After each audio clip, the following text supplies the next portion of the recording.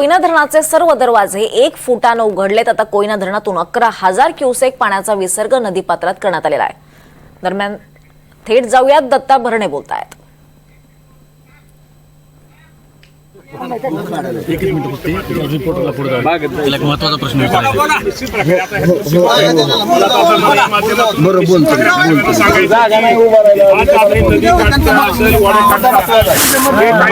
आपल्याला आम्हाला दुरुस्त करावं लागेल काय केले किंवा बाबतीमध्ये काय केलं पाहिजे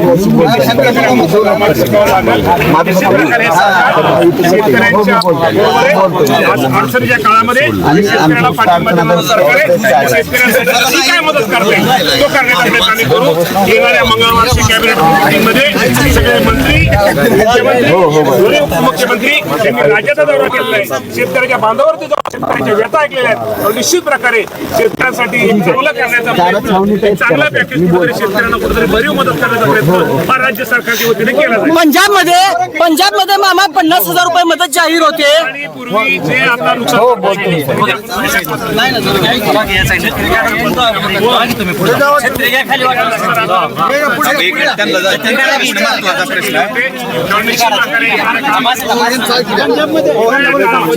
प्रकारची मदत शेतकऱ्यांना मामा 100% शेतकऱ्याला मदत केली जाईल।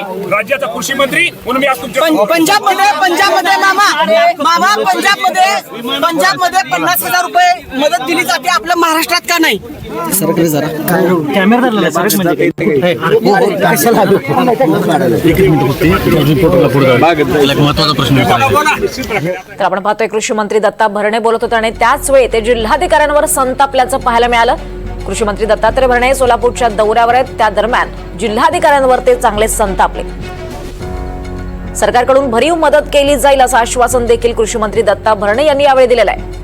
आणि आता बोलताना ते जिल्हाधिकाऱ्यावर भडकल्याचं पाहायला मिळालं।